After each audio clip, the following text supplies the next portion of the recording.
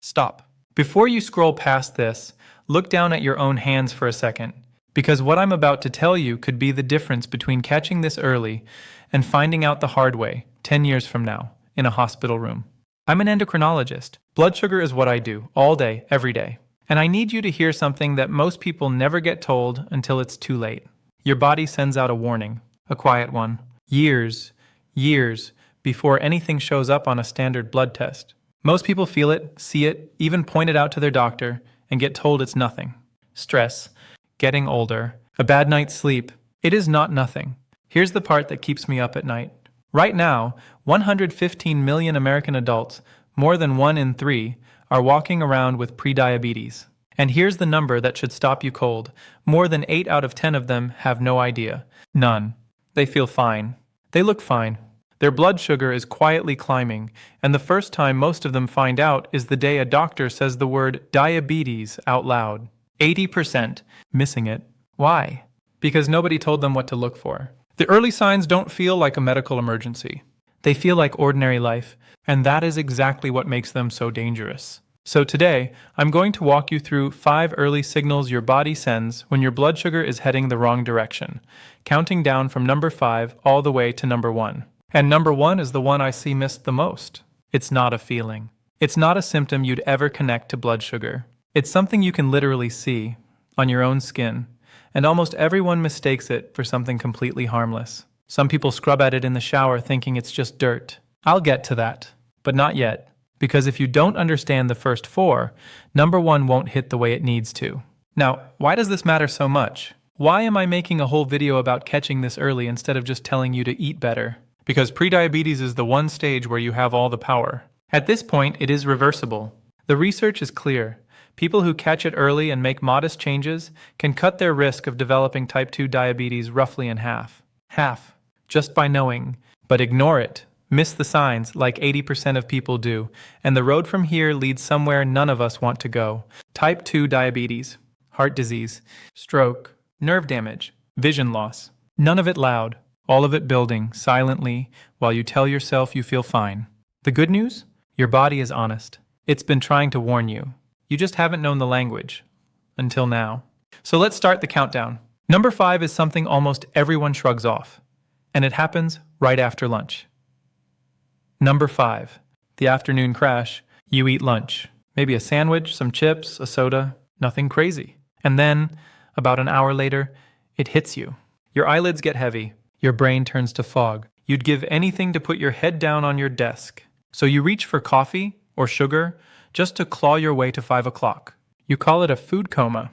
You blame the boring meeting. You think everybody feels this way. But here's what's actually happening under the hood.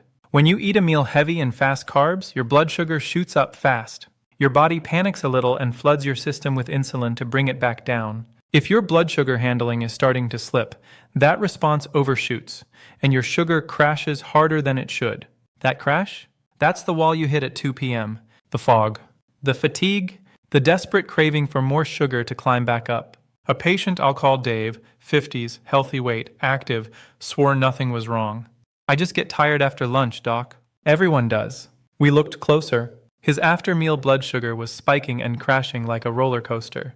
The fatigue wasn't laziness. It was a signal. Here's your fix, and it's almost embarrassingly simple. Stop eating carbs naked. Never eat bread, rice, or pasta alone. Pair it with protein, fat, or fiber to slow the spike. And the real game changer? Walk for 10 minutes after you eat. Just 10. Studies show a short post-meal walk noticeably flattens that blood sugar surge. Dave started walking the block after lunch. 2 weeks later, the crashes were gone. But fatigue is easy to ignore. Number 4 is harder, because it'll wake you up in the middle of the night. Number 4, the thirst you can't quench and the bathroom trips that come with it. You're drinking water constantly. Your mouth feels dry no matter what. And you're getting up at night, once, twice, 3 times, to use the bathroom. You blame it on drinking too much before bed. You blame your age. You buy a bigger water bottle and move on. Stop. This one has a mechanism and it's important. When your blood sugar climbs too high, your kidneys can't keep up. Sugar starts spilling into your urine, and sugar drags water out with it. So you urinate more, which dehydrates you, which makes you thirsty. So you drink more, so you urinate more. It's a loop, and that loop is one of the most classic early fingerprints of blood sugar trouble there is. The nighttime trips have a name, nocturia, and waking up repeatedly to urinate is something people almost never mention to their doctor. They think it's too small. Too normal. It isn't. A woman I treated kept a glass of water on her nightstand for years. She thought she just ran dry at night. She'd never connected it to her sugar. When we tested her, the answer was sitting right there in those nightly bathroom trips the whole time. Your fix here is not a remedy, it's a decision. Pay attention. If you're suddenly thirstier than usual, or waking up to urinate when you never used to, write it down. For 1 week, just notice the pattern. Then take that pattern to a doctor and ask for one simple test, an A1C. It's a cheap blood test that shows your average blood sugar over 3 months. That single number can change everything. Fatigue, thirst, easy to wave away. But number three you can feel in your hands and feet, and it means the damage may already be starting. Number 3, the tingling. It starts small. A pins and needles feeling in your toes, a foot that falls asleep too easily, a faint burning at night, or a patch of skin that feels oddly numb when you touch it. You shake it off, literally. You blame your shoes. You blame how you were sitting. But listen carefully, because this sign is different from the first two. Fatigue and thirst are your body asking for help. This one means the damage may already be underway. Here's the science. Your nerves are delicate, living wires. When blood sugar stays high for too long, it slowly poisons the tiny blood vessels that feed those nerves, starving them. The longest nerves in your body run all the way down to your feet, so that's where it shows up first. The tingling, the numbness, the burning. Doctors call it peripheral neuropathy. And here's the part almost nobody knows. This nerve damage can begin during prediabetes, before you'd ever be told you have diabetes at all. Think about what that means. The official line is, your numbers aren't high enough to worry about yet. But your nerves don't read lab reports. They're already feeling it. And the scale of this is staggering. Type 2. Diabetes accounts for roughly 90 to 95% of all diabetes cases. And more than 1 in 4 adults who already have diabetes don't even know it. They're not in denial. Nobody connected the dots. The tingling got blamed on age. The fatigue got blamed on work. And the disease kept advancing in the dark. A man I'll call Robert came in for something completely unrelated. Almost as an afterthought, he mentioned his feet felt a little buzzy at night. That throwaway comment was the first real clue. His blood sugar had been damaging his nerves for years, quietly, while every checkup told him he was basically fine. Your fix. If you feel persistent tingling, numbness, or burning in your hands or feet, especially at night, do not wait. This is not the symptom to monitor for 6 months. Get your blood sugar tested now. Caught early, nerve damage can be slowed and sometimes stopped. Ignored, it's one of the leading roads to lost sensation, foot wounds, and worse. Which brings us to number 2. And number 2 is about something you'd never, ever blame on sugar. Number 2, cuts that won't heal and infections that keep coming back. A scrape on your shin that's still there weeks later. A cut that scabs, reopens, scabs again. Gums that bleed. Yeast infections, urinary infections, skin infections. Over and over, and you can't figure out why. Here's why. High blood sugar does 2 brutal things at once. It thickens and damages your blood vessels, so less oxygen and fewer healing cells reach the wound. And it directly weakens your immune cells. The white blood cells that fight infection literally move slower and work worse when they're swimming in excess sugar. Slow circulation plus a sluggish immune system equals wounds that linger and infections that keep returning. This is the body waving a red flag with both arms, and it's a flag people consistently miss, because who connects a slow healing cut to their blood sugar? Almost no one. If you're healing slowly or fighting the same infections again and again, get tested, please. So we've covered fatigue, thirst, tingling, and slow healing. 4 signs, 4 warnings, all hiding in plain sight. But number 1 is the one I came here to tell you about. It's visible. It's on your body right now, possibly. And almost everyone mistakes it for nothing. Number 1. And this is the one I need you to actually act on. Go to a mirror, right now if you can. Look at the back and sides of your neck. Look in the creases of your armpits. Check the skin over your knuckles.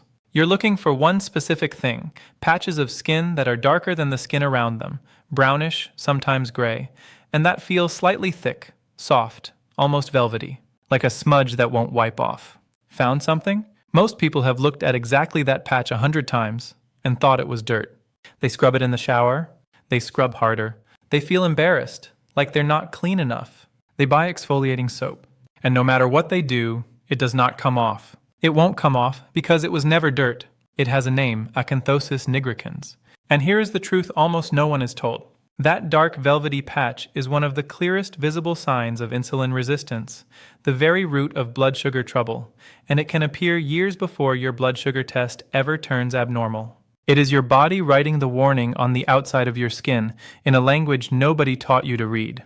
Here's the science, and it's beautiful and terrifying at once. When you become insulin resistant, your cells stop responding well to insulin. So your body compensates by pumping out more and more of it. Now you've got high insulin flooding your bloodstream. And insulin doesn't just manage sugar. At high levels, it acts like a growth signal. It latches onto receptors in your skin and tells the skin cells to multiply and pile up. The result is exactly that. Thickened, darkened, velvety skin, most often on the neck, the armpits, the groin, the knuckles. So that patch isn't a hygiene problem. It's a metabolic alarm.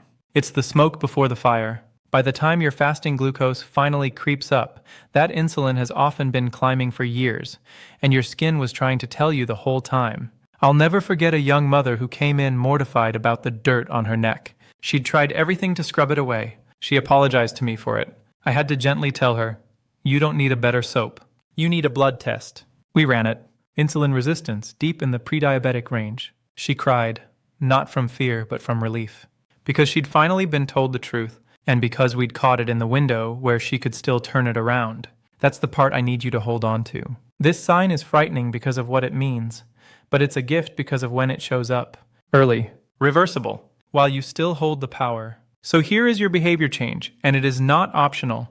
If you see that velvety darkening anywhere on your body, stop trying to clean it off. Instead, take a photo, go to your doctor, and ask for two things: an A1C and a fasting insulin test. That fasting insulin is key. It can reveal the problem long before your blood sugar does. Most routine checkups skip it. Ask for it by name, because the people who catch this sign early don't end up as a statistic. They become the success story, the reversal, the one who saw the warning and then listened. You've now seen all 5, and in the final part, I'm going to tie them together and show you exactly what to do next. So this knowledge doesn't just scare you, it saves you. So let's bring it all together. Because knowing is only half the battle. What you do in the next 5 minutes is what actually matters. Let's recap the 5 signals your body has been sending. Number 5, the afternoon crash, that heavy, foggy fatigue after meals that you blamed on a boring day. Number 4, the thirst you can't quench and the nighttime bathroom trips you blamed on getting older. Number 3, the tingling, numbness, or burning in your hands and feet, nerve damage that can start before any diagnosis. Number 2, cuts that won't heal and infections that keep coming back because high sugar quietly cripples your immune defenses. And number 1, that dark, velvety patch on your neck or armpits that you tried to scrub away. The visible alarm bell of insulin resistance, ringing years in advance. 5 signs, all quiet, all easy to dismiss, all hiding in plain sight. But here is what I need you to walk away believing, because it's the most important thing I've said today. This is not a death sentence. It is an invitation. Prediabetes, in this early window, is one of the most reversible conditions in all of medicine. The research is clear and it is hopeful. People who catch it early and make modest changes, a little more movement, a little less sugar, some weight off if you're carrying extra, can cut their risk of developing type 2 diabetes roughly in half. Half. Not with medication, not with surgery. With awareness and a few honest changes, your body is not betraying you. It's been on your side this whole time, waving these flags, hoping you'd finally notice. So now you notice, and here's exactly what to do. First, today, do a 30-second body check. Look at your neck and armpits in the mirror. Think back over the last few weeks. The fatigue, the thirst, the tingling, the slow healing. If even one of these rings true, you've already done the hardest part. You saw it. Second, book a simple blood test. Ask your doctor for an A1C, and ask specifically for a fasting insulin test too, by name, because most checkups skip the one test that catches this earliest.